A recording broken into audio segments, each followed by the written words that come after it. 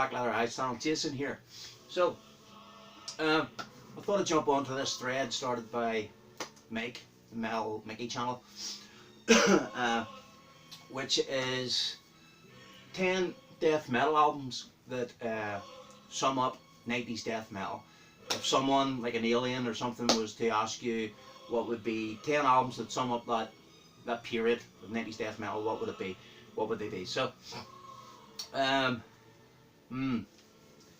so my knowledge of death metal is very, very tiny. I haven't followed it with any real passion since the early 90s, but I started hearing death metal in 1990. By 1991, 92, I was buying quite a bit of death metal music and listening to a lot of death metal music. I had a lot of friends who were able to afford a lot more records than I was, and they were able to delve a lot deeper.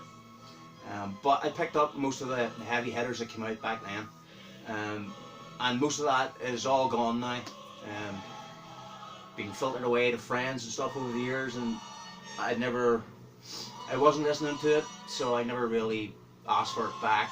And I also sold some records in the 90s, which was I needed money for like a ticket, I think, to go to a concert, and I sold a big bag full of records, all OG presses of early thrash and death metal, which I instantly regretted. But if I were to buy that stuff back now, it would cost an arm and a leg, as you can imagine.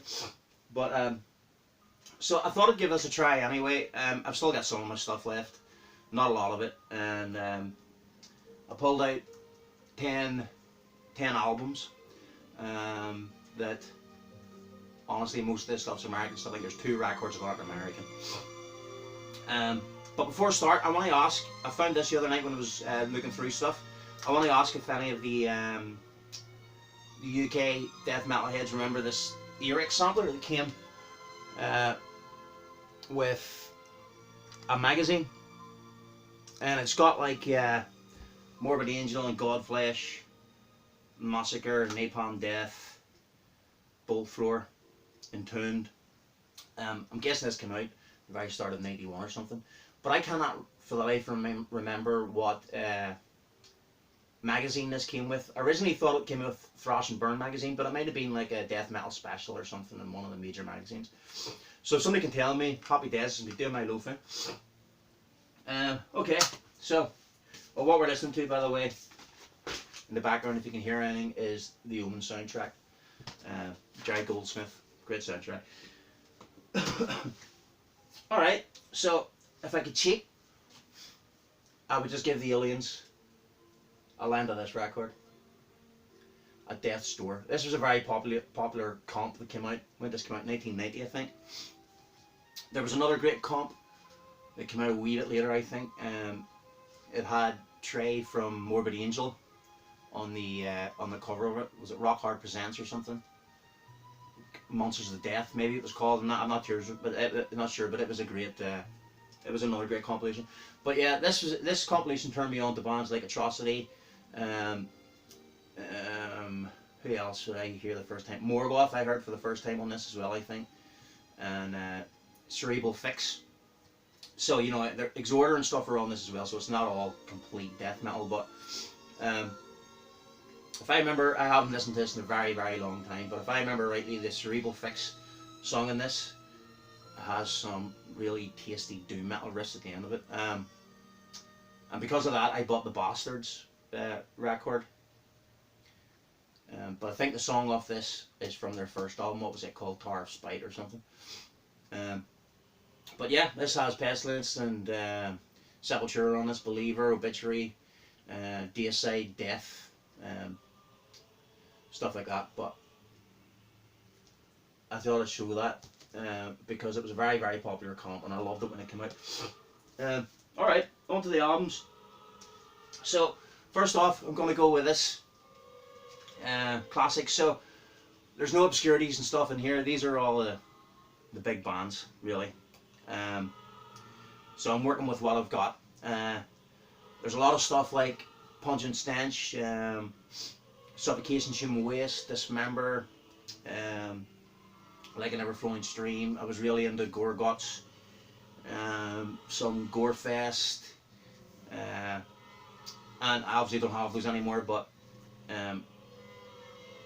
I would really want them in here, but as I say, I have to go with what I got. So, Death Spiritual Healing. This was one of the first modern death metal albums I ever heard in 1990, and but really my favourite death album was Human. When it came out, I was all over it. I absolutely loved it. I still have my original tape of it, but I wanted to keep this all vinyl. And I still have all the early death stuff. And this album's brilliant. It's got great charging metal riffs in it, and bags of character in those vocals, which is something I think was lacking as death metal went on. And things got a wee bit more brutal. You know, the hooks started to disappear, and you know, the vocals got more and more down in those sub levels, like really guttural, and less sort of, I don't know, pronunciation in the vocal lines and stuff. But not here. This is absolutely fantastic. I also love the inside of this, the sleeve. So Death had a great taste in music. So thanks from Death to the following bands for inspiration and providing us with years of listening pleasure: Torch, Sortilege, Angel Witch, Acid, Witchfinder General, Exciter, Motorhead, Satan Jokers, Tank, Jagdpanzer, Merciful Fate, Hellhammer, The Rods, Anvil, Raven, Overdrive, Heavy Load, Venom, and Why. And then it goes on to have the usual obligatory fuck you list on it, which was always fun to read back in the day, wasn't it? So yeah, Death had a lot of taste, and you can hear it in their music. Superb album. Next up is Massacre from Beyond. Obviously I had links to Death and stuff, so, and they end this album on their cover of Corpse Grinder, which is obviously an amazing song about humping corpses. But yeah, I love this album when it came out. I went to see Massacre when they played here. It must have been 91, so I was 14 years old. I turned 14 that year, and well, I have very foggy memories of that concert, because to be honest, I missed most of it. Me and a load of friends partied before the concert at a place here called Botanic Gardens, which is the big place, big park we used to hang about in. And well, before we were drinking, as you usually do, you know, drinking a wee bit too much, partying a bit too much, and when everybody was leaving to go to the concert, before it starting, my friend had passed out face down in his own puke, and obviously I couldn't leave him, so me and another friend stayed to try and get him sobered up to get into the concert, which wasn't happening, so we had to drag him out of the park to the nearest phone box, and we made the decision to phone his parents to come and pick him up, which wasn't a very good conversation to have with his folks. I don't think they liked me very much after that. It wasn't my fault, but you know. So by the time we had to wait on his parents coming to pick him up, and by the time they came to pick him up, we made our way to the venue to watch the concert. It was mostly over, and a very, very blurry memories of Massacre on stage. But yeah, From Beyond, very influential album as well, and a great cover by Ed Repka. I haven't listened to this album full in a long time, but it's got great tracks on it. Dawn of Eternity, Cryptic Realms, Biohazard, Chamber of Ages was great. As I say, the Corpse Grinder song at the end of it is absolutely fantastic. When was this from? 91? Yeah, 1991. Entombed Clandestine. So I loved Left Hand Path, but this album had a bigger impact on me. And this album had a bit of a crossover appeal for a lot of my friends who weren't into death metal, because they borrowed this a lot. This is the original with the embossed cover on it, if you can see it shining there. I still have quite a few of my, well, I have Left Hand Path on vinyl still, and the Stranger Aeons EP and the Crawl EP. But I really love this album. Living Dead, Sinners Bleed, Evil In. Blessed Be, Stranger Eons, Chaos Breed, Crawl, Severe Burns Through the Colonnades. So, amazing riffs on this, and obviously that brilliant guitar sound. I actually prefer this, as I say, to Left Hand Path, always have. I love the vocals on it by Nicky Anderson, and I think the other guitar player done some vocals on it too. Although they're not credited with the vocals on the LP, obviously. But yeah, this came out in year 8. What's this? 91? 1991, yeah.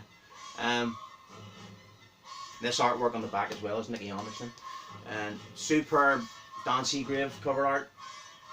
And yeah, what else can you say about it? I really still enjoy this album. And the Vincent Price samples on it are superb. Next up, can hardly talk about 90s death metal without this band, Cannibal Corpse, Butcher to Birth. So, Cannibal Corpse, I really like their first album, and I like this one, but I wasn't massively into them. And never really have been. But there's some good stuff. And I actually listened to this the other night for the first time in God knows how long, and some of it was a struggle to get through. It doesn't really move me now, but Vomit Soul, Covered with Sores, Meat Hoot Sodomy and stuff like that, and that the original artwork, it can still send a jolt, can't it? It's superb. But yeah, these boys moved the genre along into a more brutal style, I think, along with bands like Suffocation and stuff. I really liked Human Waste when it came out, but not so much their first full length. But yeah, Cannibal Corpse, Butchered at Birth. Next up is Obituary, Cause of Death. So, another extremely influential band, obviously. My favourite is always going to be Slowly Rot, but I don't have it in vinyl anymore. And that would have been one of the first death metal records I ever bought. Unfortunately, I don't have it anymore on vinyl. But so I think Mike from Metal Mickey channel picked this record as well as Slowly Rot's from 1989 anyway. There was a few things I wanted to pick out, but they were from 1989 that I still have. But yeah, this has the Celtic Frost cover on it. Infected, Body Bag, Dropped in Half, Damn, Find Their Eyes. I can't remember that track. Turned Inside Out, I remember it. But yeah, massively influential band. Those riffs, that guitar sound, were huge back in the day. I remember the Incomplete coming out after that. I don't know anything else about Obituary. Here's a superb album, which was one of my favourites. Is it better than the first album? I don't know, but this really appealed to me when I was when it came out. When this had come out in 1991, did it? Or was this 1990? I think this is 91 too. Blessed of the Sick by Morbid Angel. With that beautiful artwork, and this artwork by Jean Delville, the Treasures of Satan. This artwork always resonated with me. I remember seeing this in a magazine, although it was on the Haxon House LP. They used the same artwork, and although I didn't hear that album until way later, I own the album on vinyl, but that cover just resonated with me. But this album, Morbid Angel weren't a band who were willing to just wallow in the underground. They really pushed. They really respected their art. They really knew where they could go with it, and they did push it in the directions that was ridiculous later on. But sorry. So yeah, Morbid Angel, Blessed of the Sick. They really seen the potential and where this music could go. And the good thing about this to me was this seemed like state of the art. It seemed like the future to me when I first heard it. All those interludes and stuff are still stuck in my head as much as the songs are, the actual tracks. And they wrapped this album up in in such an old arcane way. It gave it that a magic, occult feel, and it's still a blistering record. I still love it. It's one of those albums from back in the day that I have no problem listening to. It's a classic heavy metal album to me. So, Blessed of the Sick. I found a few pieces. I found this when I was looking through some of my collection. Morbid Angel's Crushed Jesus Christ tour from '91, and Unholy Blasphemous Musical Experience. I think this is on pink vinyl or something. And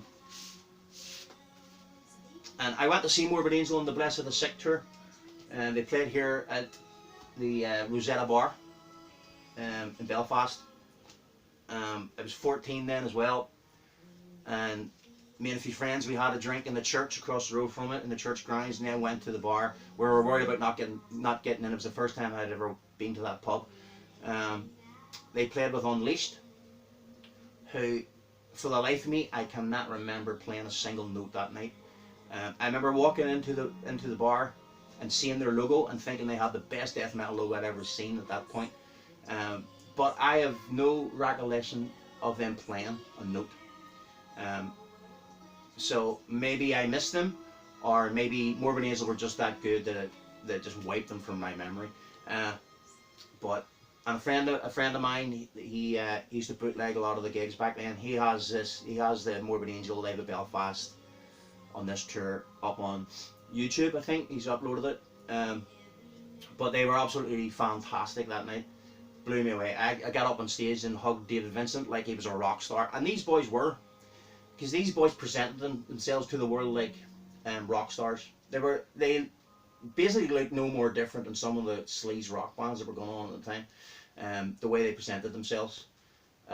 Maybe that was their downfall in the end. I'm not sure, but what an absolutely blistering record.